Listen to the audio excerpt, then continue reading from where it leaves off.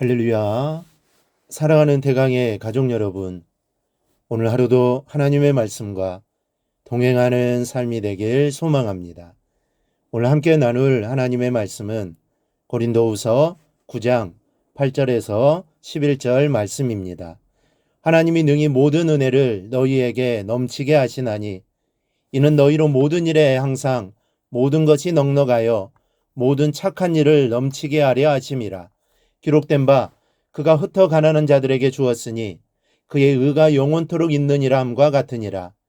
심는 자에게 씨와 먹을 양식을 주시는 이가 너희 심을 것을 주사 풍성하게 하시고 너희 의의 열매를 더하게 하시리니 너희가 모든 일에 넉넉하여 너그럽게 연보를 함은 그들이 우리로 말미암아 하나님께 감사하게 하는 것이라.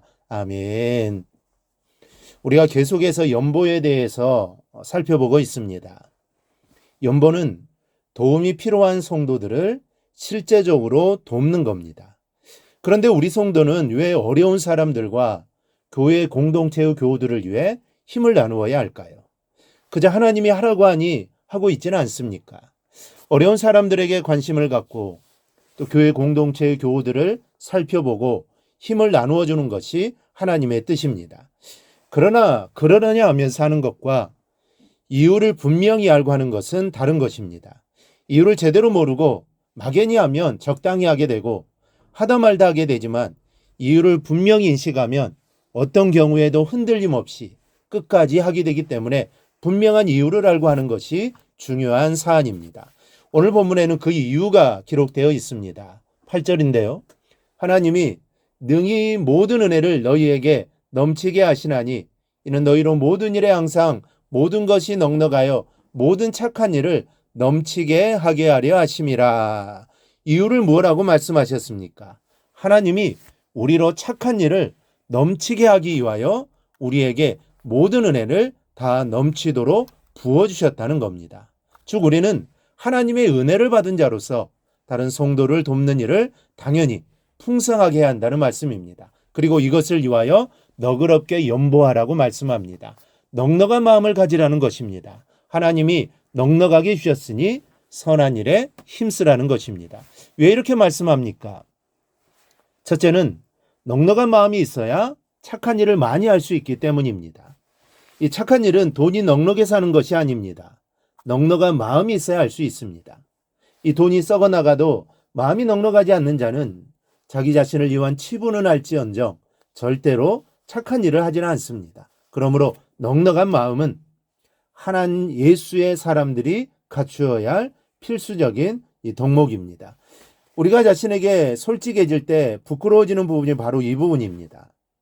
하나님께서는 이렇게 넉넉한 마음으로 착한 일을 많이 하라고 말씀하고 계시는데 이것을 위해 모든 은혜를 내려주시는 것인데 그런데 우리 자신들은 과연 어떠합니까?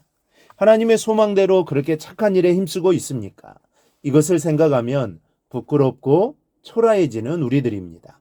때로는 이 명령 앞에서 두려울 때까지 있습니다. 여러분, 오늘 본문의 말씀은 이 시대를 살아가는 우리 그리스도인들이 각별히 대세게 하는 말씀입니다. 겉으로 보이는 화려함과는 달리 이 사회는 우리의 착한 일을 학수고대하는 손길들이 많습니다. 노숙자들, 또 버림받은 아이들, 하다못해 밥을 굶는 절대 빈곤층이 얼마나 많습니까? 그들은 하나님의 사람들의 나타남을 기대하고 있습니다. 믿는 성도들의 사랑을 기대하고 있습니다. 얼마 전 신문에 이런 기사가 실린 적이 있습니다. 구세군으로 37년간 봉사해 왔던 분의 말에 의하면 예전이나 지금이나 구세군 냄비에 돈을 넣는 사람들은 있는 사람들이 아니고 없는 사람들이라는 겁니다.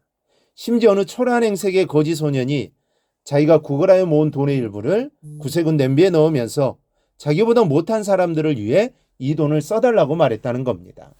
이 기사를 보면서 많은 생각을 했습니다. 과연 나는 하나님의 뜻대로 가난한 사람들을 돕는 일에 얼마나 힘썼는가? 반성하지 않을 수 없습니다. 여러분, 하나님께서 여러분에게 무엇을 기대하실까요? 큰 일을 기대하시는 것이 아닙니다. 작은 것 하나라도 실천해 나가기를 기대하고 계시다는 사실입니다. 이 사실을 잊지 말고 하나님의 마음에 합한 삶을 꼭 살아가기를 바랍니다. 둘째로 우리가 착한 일을 할 때 그 일로 도움을 받은 사람들이 하나님께 감사할 것이기 때문입니다. 한 명의 진실한 그리스도인이 되려고 하면 먼저 한 명의 진실한 그리스도인을 보아야 한다는 말이 있습니다. 우리가 진실한 마음을 보일 때 또 다른 한 사람의 진실한 성도가 생겨나게 되고 그것이 궁극적으로 하나님께 영광이 되는 겁니다.